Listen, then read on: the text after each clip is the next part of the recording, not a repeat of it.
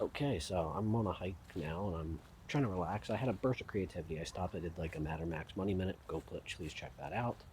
So I don't check my phone or anything like that when I'm hiking. I have it. I keep it on airplane mode. But I was put it on, just quick check when I did the video.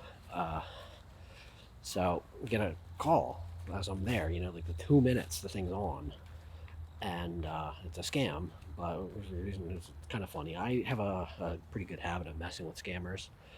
Time is money, and time is most important to them. So it's not just fun trolling. Maybe it's a waste of my time, but it keeps them from getting someone that could actually fall for their stuff.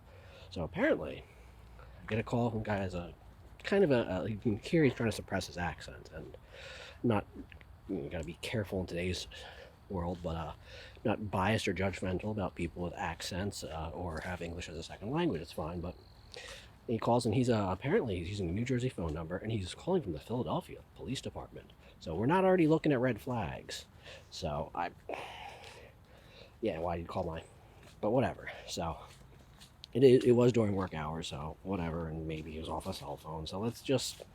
But I already had some pretty good suspicions, and apparently I was wanted in a suspect of a shooting, and I had to pay my pre-bail. They were going to take a credit card too. So it's like this is already stupid. This is like, look, you don't need to be a lawyer. You can watch a couple episodes of Law and Order to know this doesn't make any sense. I did some extra little playing around, suckering. Oh goodness, blah blah blah, and it fell apart very as I knew it was because I said I just had that gut feeling the way that I could hear that kind of attempted suppression in an accent. If you were an actual law enforcement officer and you had a different accent or a different language, she wouldn't bother to try to hide it. And it's tech support kind of thing, but who also does things that are close to tech support or scammers. So he's there, and I'm looking. Apparently, I'm looking for being looked at, and they're gonna arrest me unless I pay bail, which they don't have. Then of course I'm like, oh, going through this whole BS. So I asked for things like, oh, do you have like a warrant number? Do you have? And they asked me for my home address. I'm like, so they don't even know who the hell I am.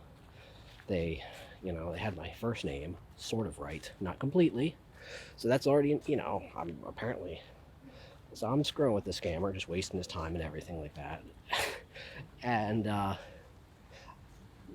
run through, and then I said, "Oh yeah, let me give you my email, and you can do it. And we can set up a PayPal or this, that, and the other." Just eating through it. And I gave him he didn't know the phonetic alphabet, which I don't know if you need to know that offhand for law enforcement, but I'd assume it's incredibly handy. So he had another red flag. But so then I said something incredibly offensive, which would get this video flagged. But it was something that's not a slang term for people of Indian Nation. Not nothing against them personally, but I just wanted to see because like once he puts it together, how are you going to take when someone has played along and then they flip the switch on you? It's yeah. So he didn't even take it together because I'm trying to run it through. I'm like the email. It's Papa Alpha Juliet. Well, you can guess the rest, but we're not going to go there on this video. And he finally he must have typed it out on the computer. Oh, you're going to prison. And I was like, well, good. I couldn't have paid the money anyway. It's all drug money. So you would have found me for selling the drugs. And he's like, oh, we can clear that up. He tries to double down on it. He's like, we can clear that up. I was like, look, I had to shoot someone. I sell drugs for a living, buddy. Like, and it just was amazing to me that like after having the wool pulled over him and now he's like realizes that I said something offensive. I'm making fun of the guy for scamming me. And then he tries to double down when I'm telling him, like, yeah, I'm a big time drug dealer. So I've shot somebody, and but the problem is I don't pay taxes because it's all drug money. So like, can I even? And he, like, how desperate or clueless? Like, I understand, it's the concept of try 1,000 calls and maybe one of them falls for it, and you can get a couple bucks. But like, the guy just.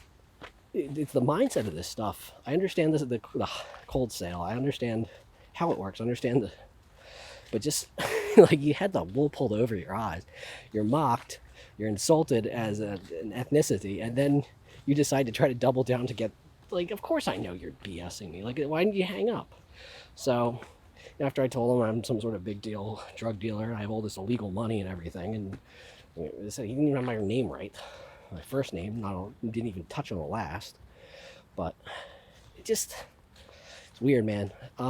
So it's not the most common scam. A lot of them look for different things, but I guess we'll kind of end this here with one of the more things that they do, any scammer, is they try to scare you at the end, or start in this case, is fear is a good motivator. I've heard things, like, oh, your son's in the hospital, he needs a $1,000 operation, things like, stuff that just doesn't make sense, but gets people scared. They're like, of course, if I was wanted over a very serious crime, like just gunning someone down, especially at the time of this video, there's a guy who just did a pretty crazy shooting, and he's out and about. So I understand, like, people are extra on alert, so maybe that's the reason they're taking this scam. But I'm not a suspect. It's states away from me. I had nothing to do with it, I assure you. We all know who did do it, and they might be a part of $1 million extreme. Sam, why did you do it? We all know. Yeah, I had to throw that. I will never get tired of that. But yeah, so just look out, if something doesn't make any sense. It's not just for random phone calls, things like that. If it's too good to be true, like, the other thing too is like, oh yeah, we won't make you a suspect for $1,000 and you won't go to jail.